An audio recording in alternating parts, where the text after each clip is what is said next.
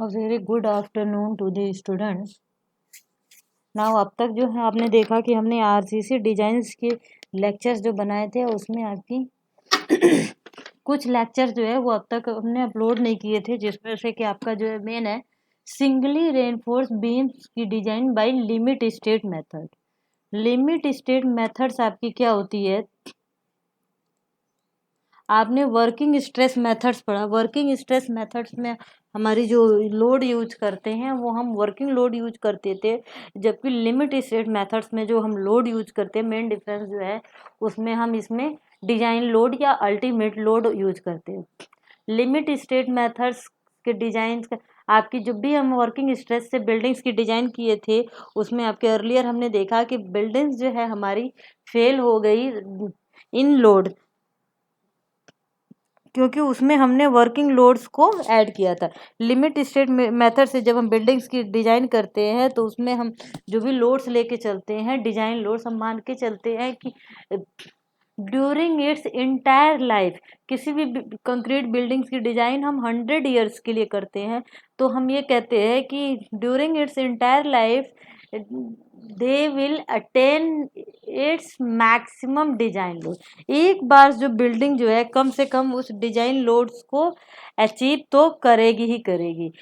Working stress methods में हमने collapse और सर्विसिबिलिटी को इंट्रोड्यूस नहीं किया था, जबकि लिमिट स्टेट डिजाइन मेथड्स में हमने लिमिट स्टेट ऑफ कोलैप्स और लिमिट स्टेट ऑफ सर्विसिबिलिटी, ये दो पैरामीटर्स हमारे इंक्लूड हुए थे, जिसमें लिमिट स्टेट ऑफ कोलैप्स में हमारी जो थी limit state of flexural, limit state of shear, limit state of compression, limit state of torsion, और लिमिट स्टेट ऑफ सर्विसिबिलिटी में limit state of deflection, limit state of cracking, limit state of vibration और limit state of corrosion को हमने introduce किया।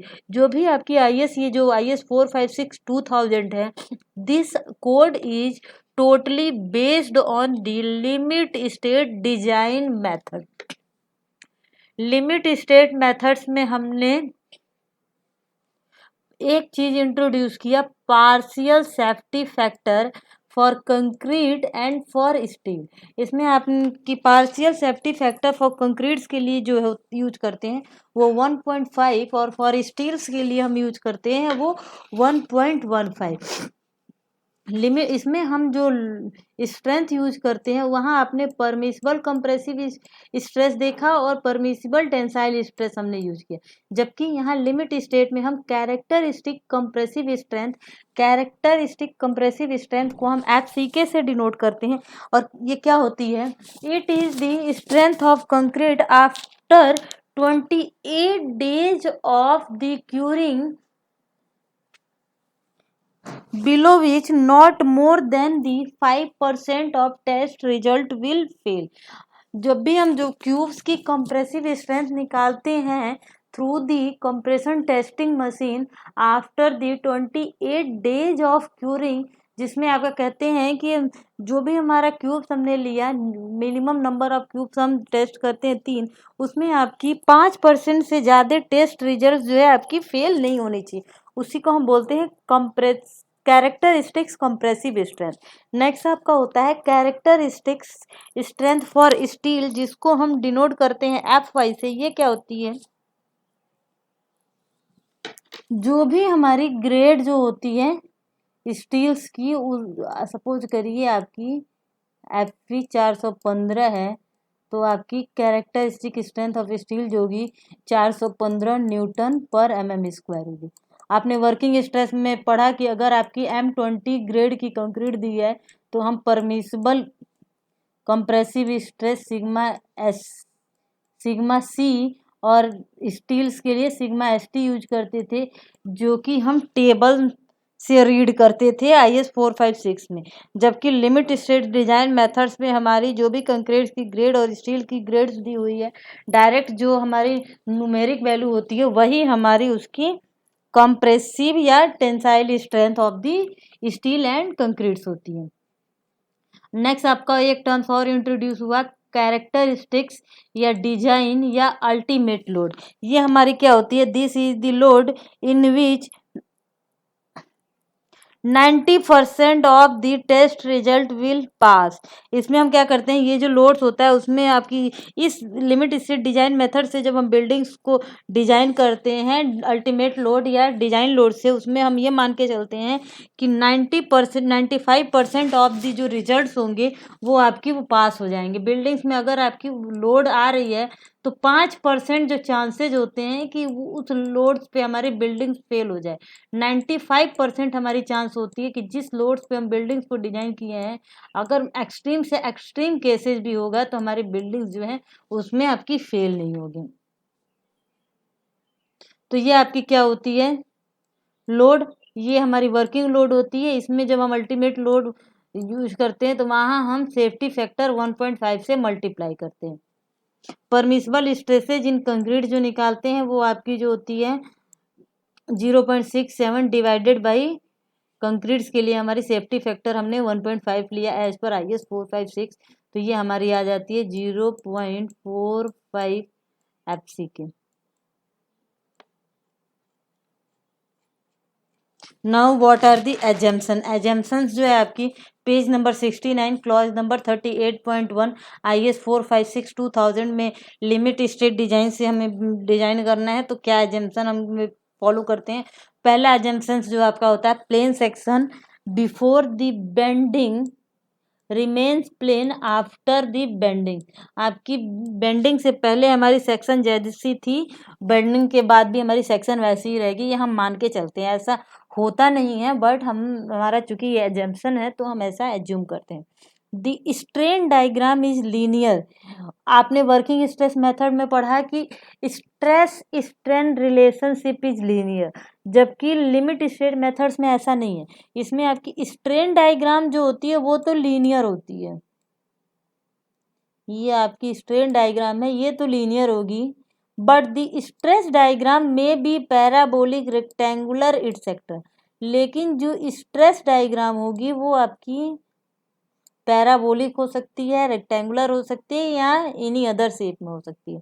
The maximum strain in concrete at outermost compression fibre is taken as 0.0035। Strain diagram में जो maximum strain लेते हैं eight outermost fibre वो हम कितना लेते हैं 0.0035। वर्किंग में हमने क्या लिया था, ये लिया था epsilon C. Tensile strength of concrete is ignore. Tensile strength आपकी जो कंक्रीट्स की होती है उसको हम इग्नोर कर देते हैं। The maximum strain in tension reinforcement in the section at the time of failure shall not less than FY upon 1.15 ES plus 0.002। आपकी यहाँ पे जो आपकी मैक्सिमम स्ट्रेन होती है एट टेंसाइल जोन, जहाँ हम टेंसाइल रेनफोर्समेंट प्रोवाइड करते हैं, वो आपकी FY अपॉन 1.15 ES प्लस 0.002 होती है। वेयर आपकी ES जो होती है modulus of elasticity of steel और FY जो होती है यील्ड स्ट्रेंथ ऑफ स्टील होती है।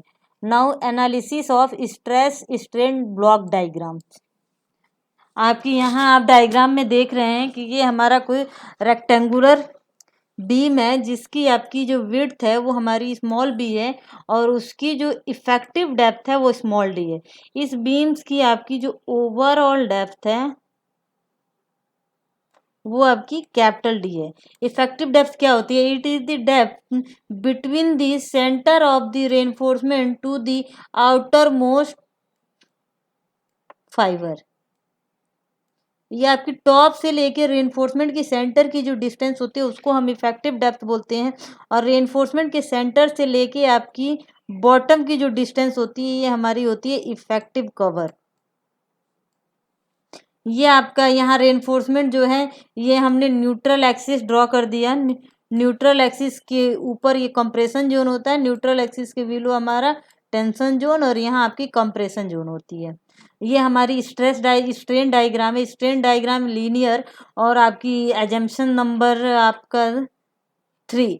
एजम्पशन नंबर 3 में आप देखना कि आउटर मोस्ट कंप्रेशन जोन में हमारी जो मैक्सिमम स्ट्रेन होती है वो आपकी टॉप पे 0.0035 होती है, और आपकी maximum strain at the tensile reinforcement जो होती है, ये आपकी लास्ट वाली एजम्पशन थी, FY अपॉन 1.15 ES प्लस 0.002। और न्यूट्रल एक्सिस की से लेके ये जो डिस्टेंस होती है डेप्थ ऑफ न्यूट्रल एक्सिस हमने मान लिया एक्सयू है। अब यहाँ हमारा ये क्या है, स्ट्रेस डायग्राम।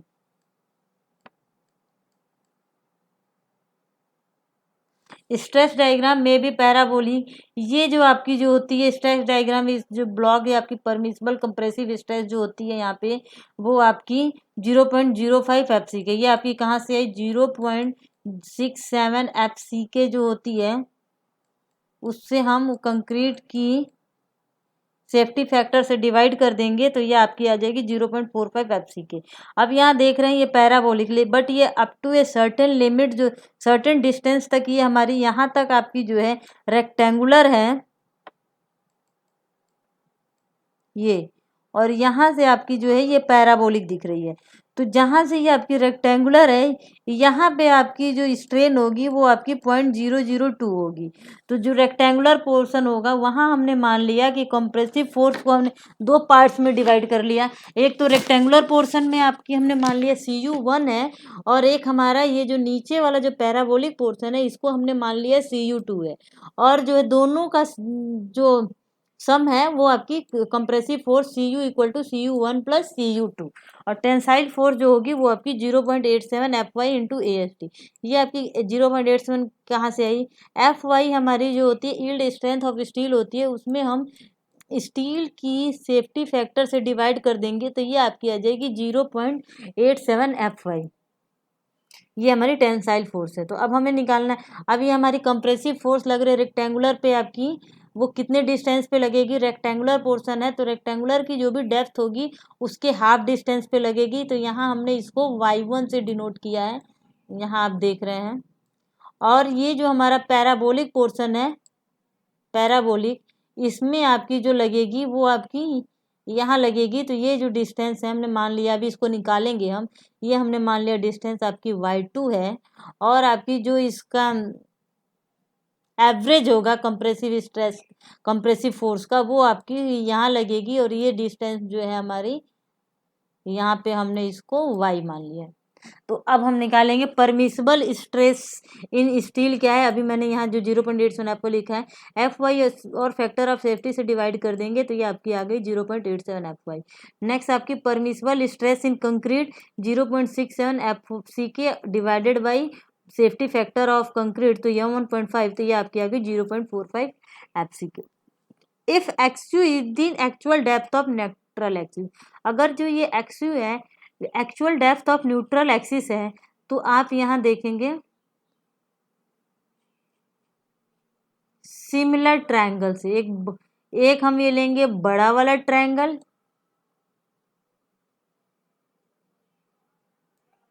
एक ये लेंगे छोटा वाला ट्रायंगल, ठीक है। फ्रॉम सिंगुलर ट्रायंगल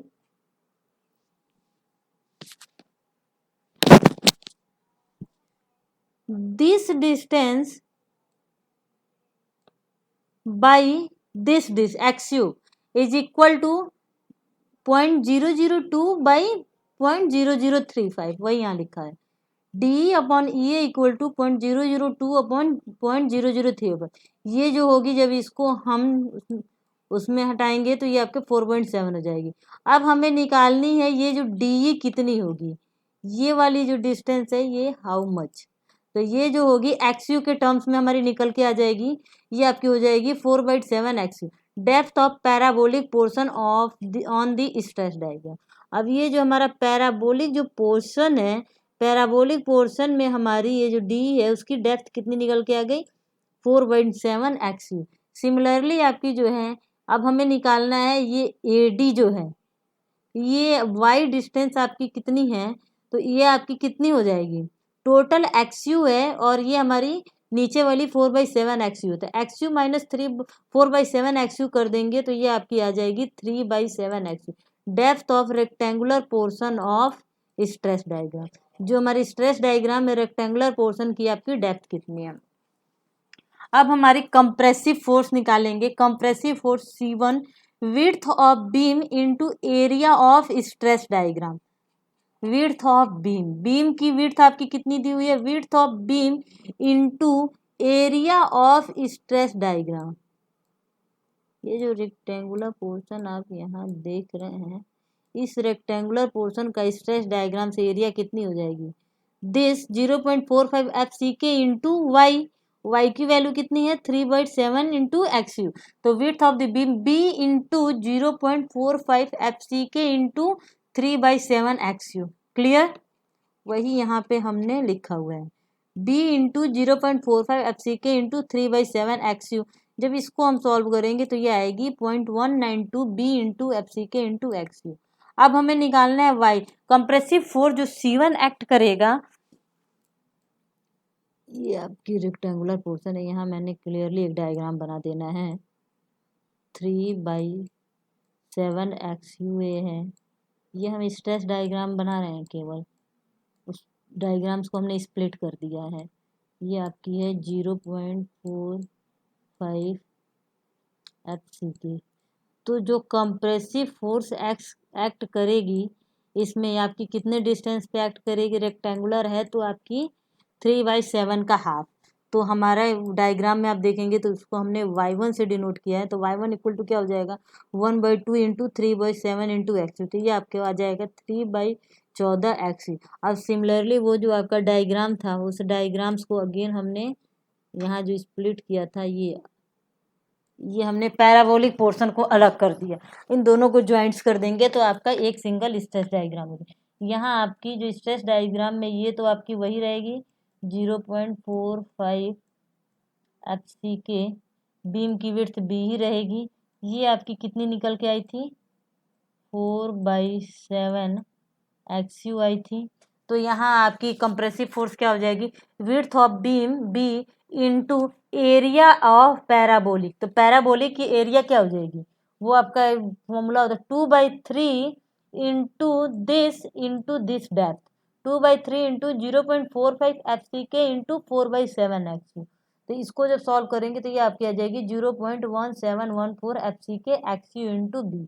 अब हमारी इसमें जो आपका फोर्स को हमने डिनोट किया है C2 से, वो आपकी कितने डिस्टेंस पे एक्ट करेगी। चूंकि आपका डायग्राम जो है पैराबोलिक है, तो पैराबोलिक में आपकी ये वाली डिस्टेंस हमें निकालना किससे है, ये होल डायग्राम यहाँ बना लेते हैं।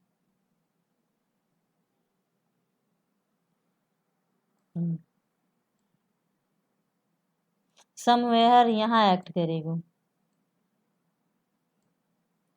तो आपकी जो निकालनी है टॉप से ही हमें निकालनी होगी। तो ये वाली डिस्टेंस तो आपको पता है 3/7 XU है, जो कि यहाँ हमने लिखा है। और ये पैराबोलिक पोर्शन में आपकी जो कंप्रेसिव फोर्स एक्ट कर रही है, वो आपकी एक्ट करेगी 3/8 इंटू, ये आपकी पैराबोलिक की डिस्टेंस कितनी है 4/7 इंटू XU। और टॉप से निकालना है तो उसमें रेक्टेंगुलर की डेप्थ को ऐड कर दिया हमने यहाँ, तो ये आपकी हो गई 0.6429 इंटू XU। अब टोटल कंप्रेसिव फोर्स आपकी क्या हो जाएगी C1 प्लस C2। C1 की वैल्यू आपकी इतनी आई थी 0.192 FCK XU इंटू B, और C2 की आई थी 0.1714 FCK XU इंटू B। दोनों को ऐड कर देंगे तो ये आपकी हो जाएगी 0.36 FCK XU into B। But as per IS course जो ये लिखता है, ये लास्ट के 2 डिजिट हम छोड़ देंगे, 0.36 FCK XU इंटू B। ये टोटल कंप्रेसिव फोर्स जो है वो आपकी ये इतना सिंगली रेनफोर्स बीम में जो एक्ट करेगी। अब ये कितने डिस्टेंस पे एक्ट करेगी आपकी, उसको हमने y बार से डिनोट किया है, या y से कह लीजिए। तो C1 into Y1 plus C2 into Y2 upon C1 plus C2। तो C1 की वैल्यू आपकी ये थी और Y1 की वैल्यू आपकी 3/14। यहाँ से हमने हर जगह से XU को कॉमन ले लिया है, और FCK जो था नीचे भी था ऊपर भी था, तो वो आपकी कट जाएगी। C2 की वैल्यू आपकी इतनी इंटू Y2 की वैल्यू इतनी आ गई, और C1 प्लस C2 दोनों का कंबाइन इतना आ गया। तो तो ये आपकी आ जाएगी 0.416 इंटू एक्स यू। तो इसी को या एज पर IS 4562,000 अब इसको राउंड ऑफ कर लेंगे तो 0.42 एक्स यू डिस्टेंस पे आपकी ये एक्ट करती है। तो यहाँ डायग्राम में देख लीजिए,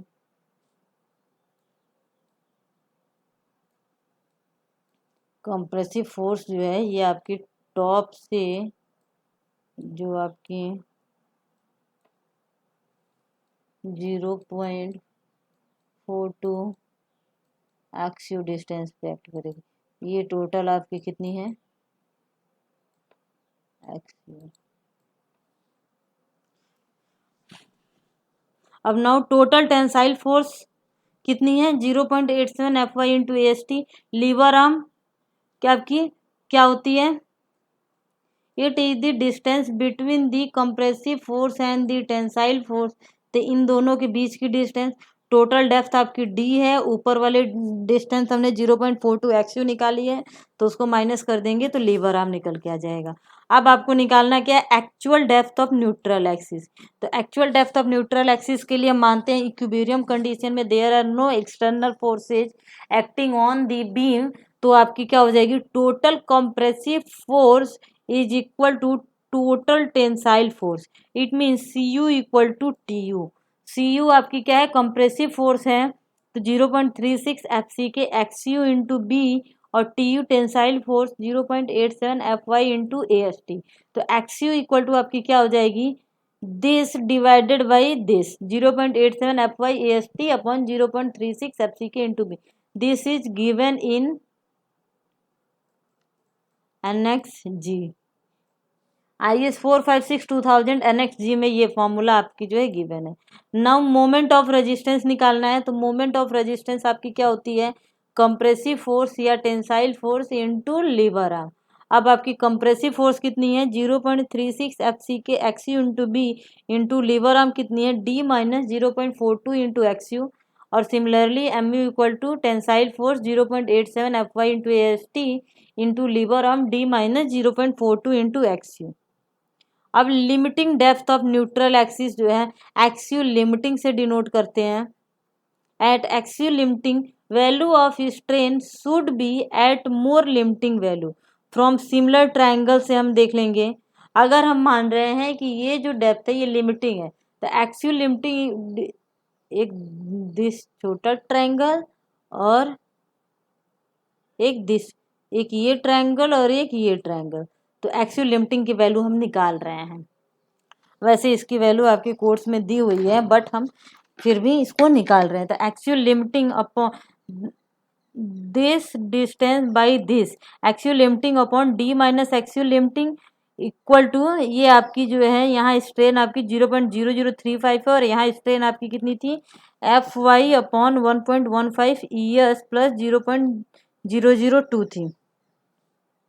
तो यहाँ से जब हम इसको सॉल्व करेंगे तो ये आपकी फॉर्मूला जनरेट होगी एक्सयू लिमिटिंग बाय डी। इसी को हम बोलते हैं KU max. KU max, KU max की वैल्यू जो है डिपेंड करती है ओनली ग्रेड ऑफ स्टील पे।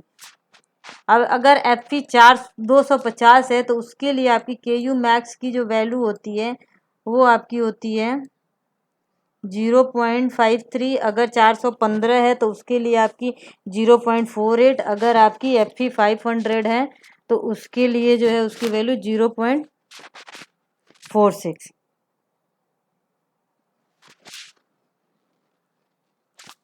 Now in the case of limit state design method, XU depth of the neutral axis should be less than या equal to XU limiting,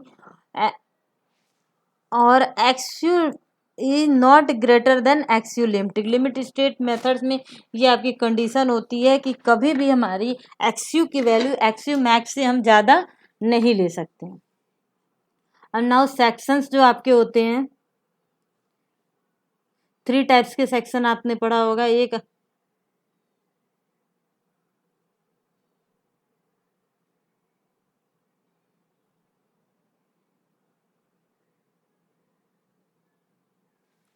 for balance section के लिए आपकी होती है XU equal to XU limiting, तो moment of resistance आपका क्या होगा, कंप्रेसिव फोर्स या tensile force into lever arm. तो कंप्रेसिव फोर्स आपकी है 0.36 F C K into XU limiting into B, और टेंसाइल फोर्स क्या हो सकती है 0.87 F Y into S T into lever arm, तो दोनों में सेम रहेगी, D minus 0.42 into XU limiting. For under reinforce section के लिए आपकी कंडीशन क्या होती है, XU should be less than XU limiting, तो उस केस में moment of resistance equal to आपका कंप्रेसिव फोर्स या टेंसाइल फोर्स इनटू लीवर। तो वहां पे आपके अंडर रेनफोर्स केस में जो है, जो actual depth of neutral axis आती है एक्सयू की वैल्यू उसको पुट करते हैं, बट बैलेंस सेक्शन में हमारी जब यूज करते हैं तो उसमें आपकी जो लिमिटिंग की वैल्यू आती है उसको यूज करते हैं। ये सब फॉर्मूला जो है आपकी एनेक्स जी में दिया हुआ है।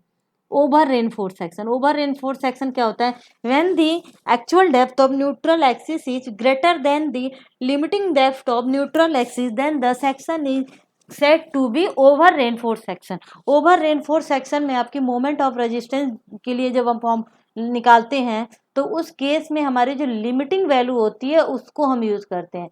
चूंकि आपकी लिमिट स्टेट डिजाइन मेथड्स में ओवर रेनफोर्स सेक्शन हमारी परमिटेड नहीं है। ओवर रेनफोर्स सेक्शन की जगह पे हम डबली रेनफोर्स बीम्स को प्रोवाइड करते हैं।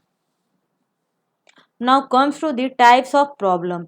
आपकी जब भी हम क्वेश्चन को सॉल्व करेंगे आरसीसी डिजाइन में तो आपकी टू टाइप्स का आपको प्रॉब्लम्स देखने को मिलेगी। एक जो प्रॉब्लम्स होती है वो एनालिसिस की प्रॉब्लम होती है और एक प्रॉब्लम हमारी डिजाइन की प्रॉब्लम होती है। एनालिसिस के प्रॉब्लम्स में आपका क्या होता है, डेटा गिवन होता है, लाइक आपकी cross section of the beam की विड्थ दी हुई होगी, डेप्थ दी हुई होगी, रेनफोर्समेंट कितना प्रोवाइड कर रहे हैं वो दिया होगा आपको, क्या और ग्रेड ऑफ कंक्रीट और स्टील दिया होगा, ग्रेड भी दिया रहेगा। आपको केवल बोल देगा find out the moment of resistance of the beam निकालना होगा, सिंपल एनालाइज करना होगा। नेक्स्ट डिजाइन की प्रॉब्लम में आपकी क्या होती है, मोमेंट्स दिया रहता है या समवेयर इन क्वेश्चन आपका लोड्स दिया रहता है, तो आपको क्या बोलेगा, find out the steel provided in the beam. तो अब आपको उस मोमेंट के बेस पे आपको स्टील निकालना है, या समटाइम्स आपकी जो है क्वेश्चन रहती है उसमें केवल मोमेंट्स दिया रहता है और आपकी मोमेंट्स दिया रहता है और उसमें आपको स्टील के साथ साथ cross section of the beam भी निकालना होता है। अगर कहीं भी किसी भी क्वेश्चन में आपकी बीम की क्रॉस सेक्शन नहीं दी है तो हमारे लिए ये जो है सबसे सिंपली हम बी बाई डी रेशियो जो है 1/2 एज्यूम कर लेते हैं इसको। या समवेयर क्वेश्चन में क्या होता है, बीम का क्रॉस सेक्शन दिया होता है, सिंपल आपको एएसटी निकालना होता है। अगर आपको केवल मोमेंट्स दिया हुआ है और ग्रेड दिया हुआ है तो, और आपके दो अननोन हो गए, एएसटी भी अननोन है, cross section of the beam भी अननोन है, तो उस केस में हम बीम की क्रॉस सेक्शन को एज्यूम कर लेते हैं। Now comes to the numericals.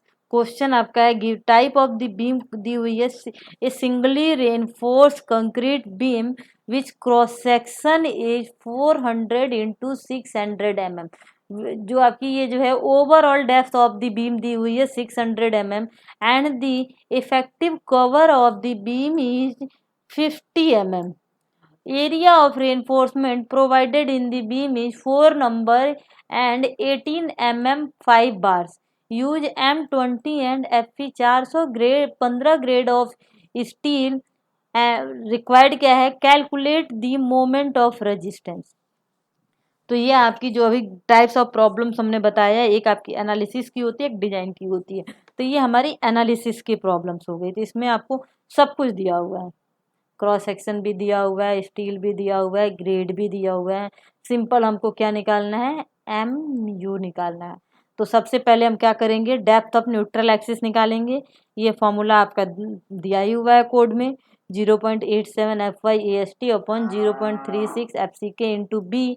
यहाँ आपकी FY की वैल्यू 415 हो जाएगी। एरिया ऑफ स्टील हम निकाल लेंगे आपकी 4 इंटू π/4 इंटू 18 का स्क्वायर, और FCK आपकी 20 है और विड्थ ऑफ द बीम आपकी 400 दी हुई है।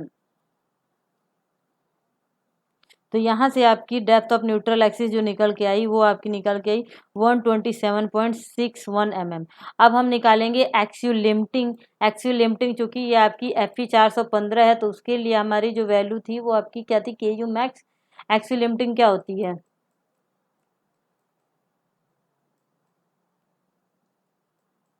KU max into D. तो KU मैक्स की वैल्यू 415 के लिए 0.48 इंटू डी की वैल्यू आपकी जो हो जाएगी कैपिटल D माइनस DCE। ये हमने निकाल रखा है।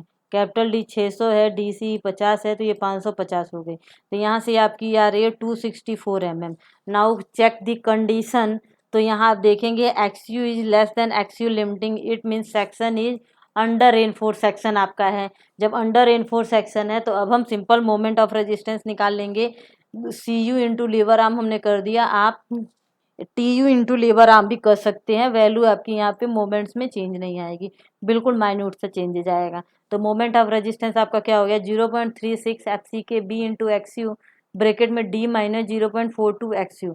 तो आपकी 0.36 FCK 20 B 400 XU 127। अब जो actual depth of neutral axis आई थी ये वाली, इसको यूज करेंगे D 550। तो ये आपकी आ गई moment of resistance 182.44 kilo newton metre. Now comes to the second problem. Given data है आपकी type of beam simply supported beam, effective span 8 metre. अब यहाँ आपकी लाइव लोड दी हुई है 30 kilo newton per metre. Use M20 and FE 415 grade. Width of beam 350 mm। यहाँ आपकी विड्थ दी हुई है। Required design the beam. अब आपको यहाँ पे बीम की डिजाइन करनी है।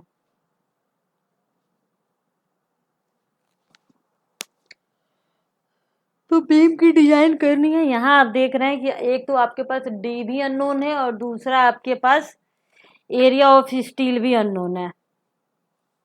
तो सबसे पहले तो आप L/D ratio, simply supported beam है तो L/D रेशियो हम जो है यहाँ स्पैन दिया हुआ है तो हम ले लेंगे L/D equal to D equal to depth of the beam निकालेंगे L/10। तो L की वैल्यू आपकी 8 मीटर है और 10 तो ये आपकी आ गई 800 mm। और यहाँ आपकी self weight of the beam अब निकाल लेंगे क्योंकि यहाँ लाइव लोड दिया हुआ है तो डेड लोड तो निकालना पड़ेगा। B into D into unit weight of the concrete. Concrete की यूनिट वेट RC के लिए आपकी होती है 25 kilo newton per metre cube.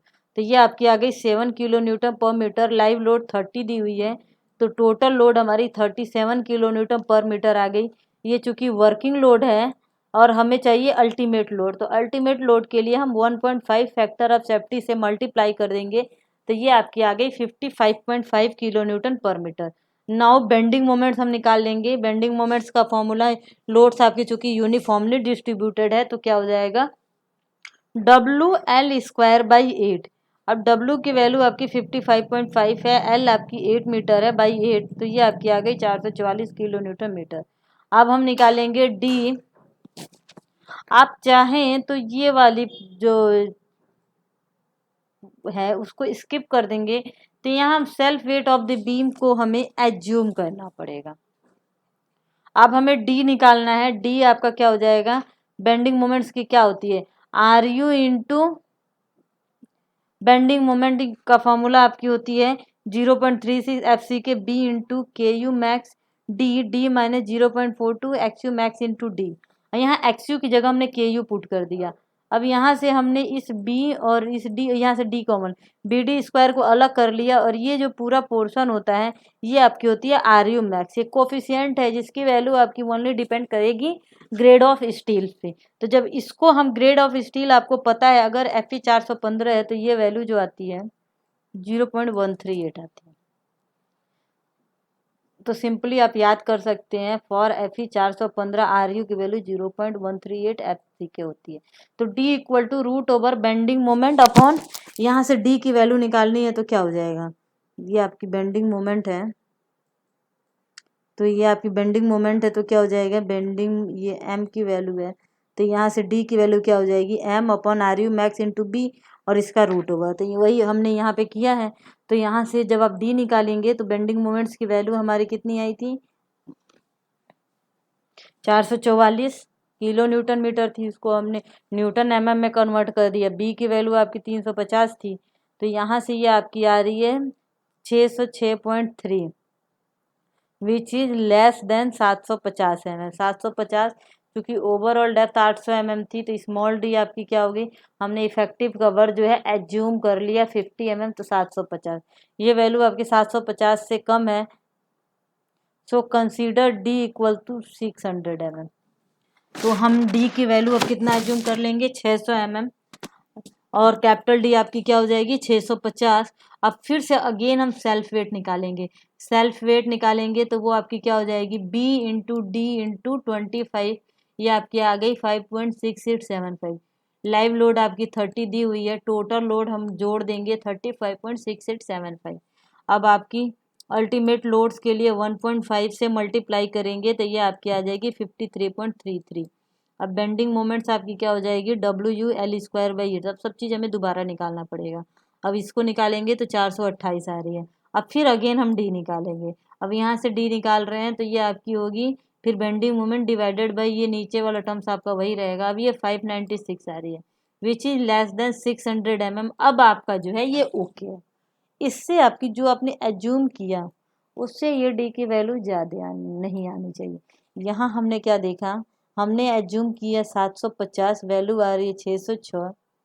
ये वैल्यू हमारी कम आ रही है, एज्यूमसन वाली ज़्यादा है, एक्चुअल कम आ रही है, इसलिए हमने ये सारे स्टेप्स को दोबारा फिर से दोबारा किया है। अब आपकी डी निकल के आ गई, डी हमारी डिसाइड हो गई 600। अब एरिया ऑफ स्टील निकालेंगे। बेंडिंग मोमेंट्स का एक फॉर्मूला क्या होता है, 0.87 FY इंटू AST और इंटू लीवर आर्म। तो अब AST को हमने क्रॉस मल्टीप्लिकेशन करके इधर कर दिया, तो बेंडिंग मोमेंट्स आपकी 428.25 इंटू 10⁶ डिवाइडेड बाई FY 415 इतना है। डी की वैल्यू अब आपकी 600 है, और एक्सियल लिमिटिंग की वैल्यू हमारी कितनी है, 0.48 इंटू 600। यहाँ से एरिया ऑफ स्टील हमारे 2476 mm² आ गए। Thank you very much for listening the lecture.